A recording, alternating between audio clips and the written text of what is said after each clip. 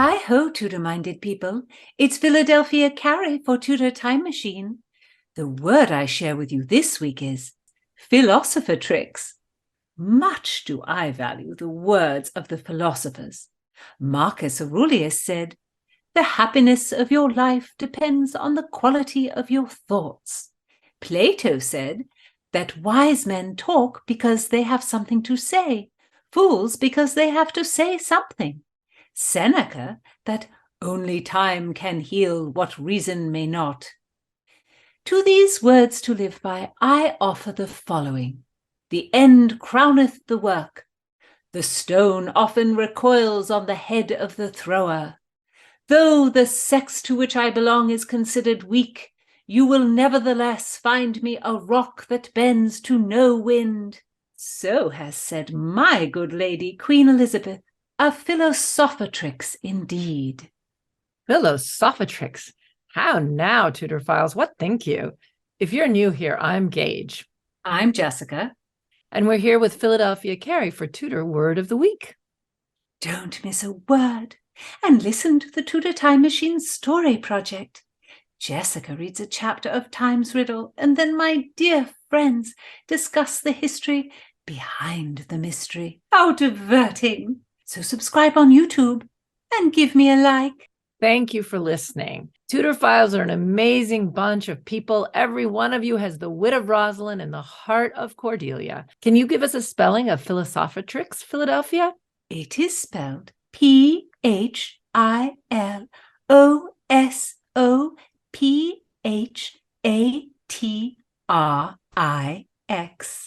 And at that time, that meant a female philosopher.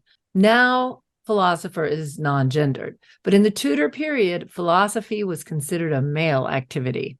So this word had its debut in a play by one of the most important Elizabethan playwrights, John Lyly. And he was born in 1553 or maybe 1554 in Kent. Master Lyly was well known to me as a gentleman of fine wit. He was often at court, planning masques and entertainments for Her Majesty, and he sat in 4 of Her Majesty's parliaments. Was that unusual, Philadelphia, for a playwright to also be a politician?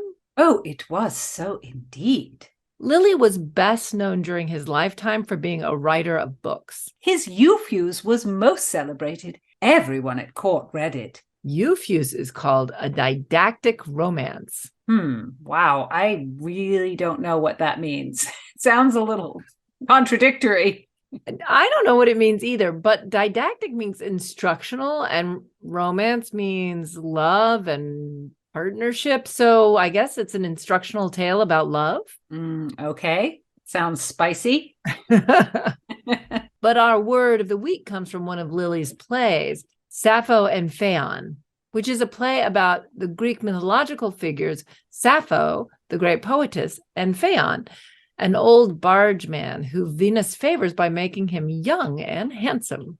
So in the Greek myth about these two, Sappho falls in love with Phaon, who's considered beneath her in status and intelligence. They have a passionate affair, but Phaon tires of the beautiful, wonderful, intelligent Queen Sappho, and she drowns herself. So that is dark.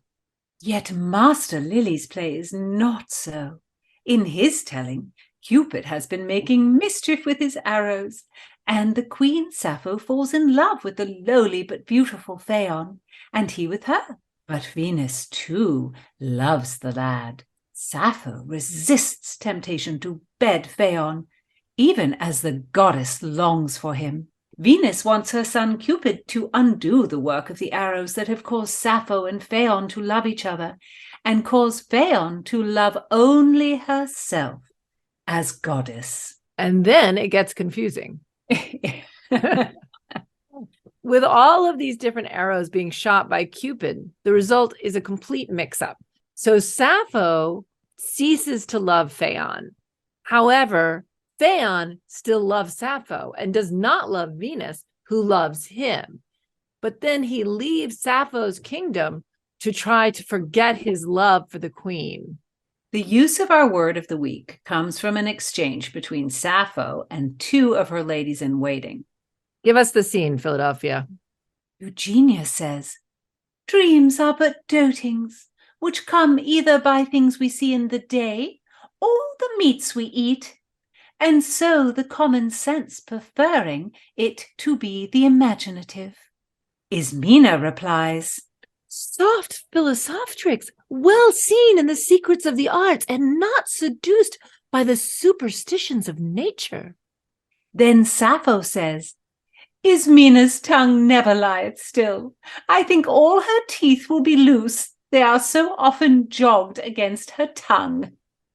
Queen Sappho is witty, wise, and she's chaste. She doesn't take the young, beautiful Phao to her bed. This play was written in about 1582-84, when the cult of Queen Elizabeth as this virgin queen was really rising. And Lyly was writing this for Elizabeth and having this great queen who resists this young man for her kingdom. That's a way to flatter Elizabeth. Yeah. So when his play was presented at court, he presented this example of the beautiful, noble Queen Sappho who could resist the temptations of the body. And what's more, Master Lyly wrote his work soon after Her Majesty had dismissed Francois, the Duke of Anjou, who had come to our court to beg marriage. Her Majesty kept him there some time against the advice of her most noble courtiers, even her favourite, Sir Robert Dudley himself. That's interesting. I thought the court was always in favour of Elizabeth getting married. Mistress Gage, do you forget that by this time the Queen was 46, and the Duke of Anjou but 24? The council feared she might die in childbirth at her age, or that this Anjou would long outlive her and try to take her kingdom. So, like the wise Sappho, Queen Elizabeth resisted the youth. Indeed. Though I must tell true, I do not think the Queen ever seriously considered the match. The attention flattered her.